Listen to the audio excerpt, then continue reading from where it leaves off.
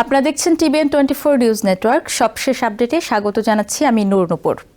President Donald Trump শুরুতে দাবি করেছিলেন ইরানের সাউথ পার্স গ্যাস ক্ষেত্রে ইসরায়েলের হামলার বিষয়ে আমেরিকা কিছুই জানত না। কিন্তু পরে ইসরায়েলি কর্মকর্তাদের বক্তব্য, ট্রাম্পের পরবর্তী মন্তব্য এবং বিশ্লেষকদের পর্যবেক্ষণ মিলিয়ে এখন প্রশ্ন উঠেছে, ইরান যুদ্ধের কৌশল ও লক্ষ্য নিয়ে আমেরিকা ও ইসরায়েল কি সত্যিই পুরোপুরি একই অবস্থানে আছে? ইরানের সাউথ পার্স গ্যাস ক্ষেত্রে বুধবারের হামলার আগে ট্রাম্প প্রশাসনকে জানানো হয়েছিল বলে 3 জন ইসরায়েলি কর্মকর্তা জানিয়েছেন। সংবেদনশীল কূটনৈতিক পরিস্থিতির কারণে তারা নাম প্রকাশ না করার শর্তে এ তথ্য দেন। অথচ বুধবার রাতে সামাজিক মাধ্যমে ট্রাম্প লিখেছিলেন, নির্দিষ্ট এই হামলার বিষয়ে আমেরিকা কিছুই জানত না। তিনি আরও বলেছিলেন, ইসরায়েল রাগের বশে ওই স্থাপনায় তীব্র হামলা চালিয়েছে। পরদিন হোয়াইট হাউসে সাংবাদিকদের সঙ্গে কথা বলার সময় ট্রাম্পের অবস্থানে পরিবর্তনের ইঙ্গিত দেখা যায়। তিনি জানান, হামলার বিষয়ে ইসরায়েলের প্রধানমন্ত্রী বেঞ্জামিন নেতানিয়াহুর সঙ্গে তার কথা হয়েছিল এবং তিনি তাকে এ ধরনের পদক্ষেপ না নিতে বলেছিলেন। একই সঙ্গে ট্রাম্প বলেন, আমেরিকা ও ইসরায়েল আলাদা দেশ হলেও তাদের সম্পর্ক খুব ভালো এবং দুই দেশ সমন্বয়ের মধ্যেই কাজ করছে। এই দুই বক্তব্যের মধ্যে ফারাকি নতুন করে বিতর্কের জন্ম দিয়েছে। বিবিসির কূটনৈতিক সংবাদদাতা পল অ্যাডামসের বিশ্লেষণে বলা হয়েছে, ট্রাম্পের ব্যবহৃত ভাষা নিজেই বেশ তাৎপর্যপূর্ণ।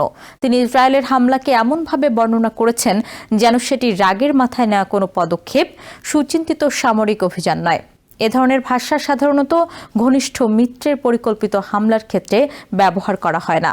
এতে ধারণা জোরালো হয়েছে যে ট্রাম্প হয়তো ইসরায়েলের এই নির্দিষ্ট পদক্ষেপে অস্বস্তি বোধ করেছেন। ট্রাম্প তার পোস্টে বড় হরফে লিখেছিলেন, সাউথ পার্সের মতো গুরুত্বপূর্ণ গ্যাস ক্ষেত্রে ইসরায়েল আর কোনো হামলা চালাবে না, যদি না ইরান আবার কাতারের জ্বালানি স্থাপনায় হামলা চালায়। এই ভাষা নিয়ে নতুন প্রশ্ন উঠেছে। এটি কি আগে থেকে ইসরায়েলের দেয়া কোনো অঙ্গীকারের প্রতিফলন ছিল, নাকি নেতানিয়াহুর প্রতি ট্রাম্পের প্রকাশ্য সতর্কবার্তা? তা স্পষ্ট নয়। তবে বিশ্লেষকদের মতে, যুদ্ধের শুরুতে ইরানের তেল ডিপোতে ইসরায়েলের হামলা নিয়েও ট্রাম্প ক্ষুব্ধ হয়েছিলেন। এই নতুন পোস্টে তারই প্রতিধ্বনি পাওয়া যেতে পারে। ইসরায়েল অবশ্য প্রকাশ্যে জোর দিয়ে বলছে, তারা আমেরিকার সঙ্গে একই সুরে রয়েছে। লন্ডনে ইসরায়েলি দূতাবাসের মুখপাত্র অ্যালেক্স গান্ডলার বিবিসিকে বলেন, ইরানের ইসলামিক রিপাবলিক IRGC ব্যালিস্টিক কর্মসূচি এবং পারমাণবিক কর্মসূচি, এসব বিষয়ে দুই দেশের লক্ষ্য প্রায় পুরোপুরি এক। তার ভাষায়, উভয় দেশই একই ফল চায়।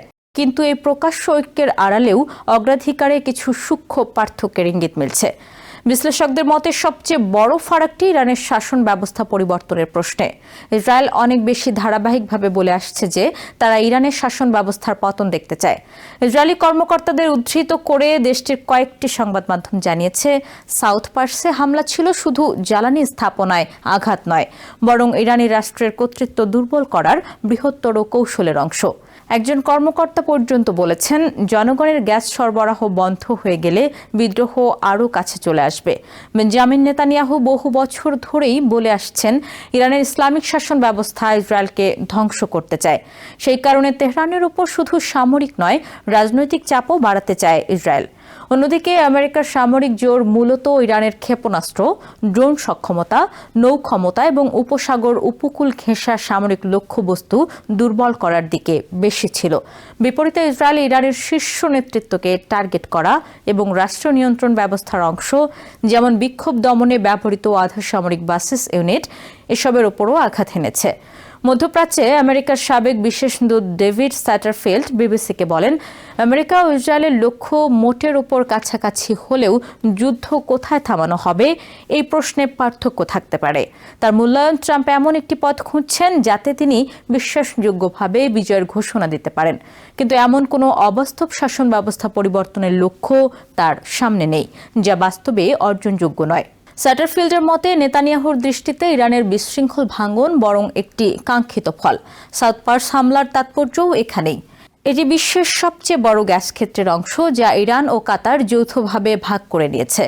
কাতার আবার বিশ্বের 3য় বৃহত্তম LNG রপ্তানিকারক দেশ।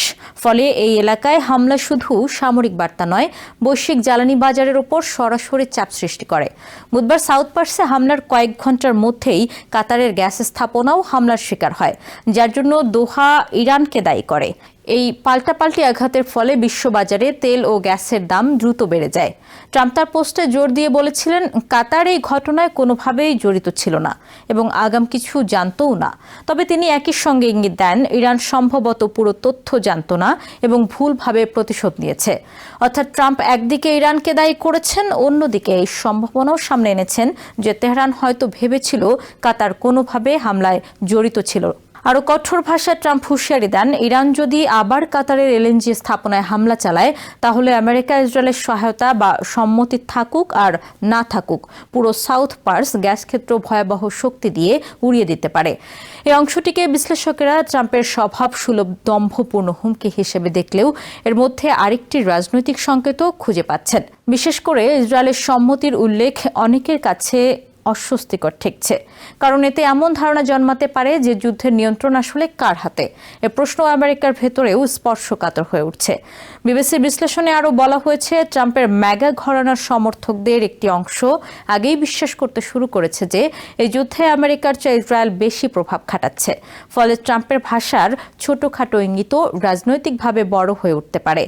বিশেষ করে জ্বালানির দাম বাড়ছে, হরমুজ প্রণালীতে নৌযান চলাচল স্বাভাবিক করার চেষ্টা দৃশ্যমান অগ্রগতি দেখাচ্ছে না, আর যুদ্ধের জনসমর্থনও দুই দেশে একরকম নয়। ইসরায়েলের যুদ্ধের পক্ষে সমর্থন এখনও খুব উঁচুতে, কিন্তু আমেরিকায় তা 50%-এরও নিচে নেমে গেছে বলে উল্লেখ করা হয়েছে।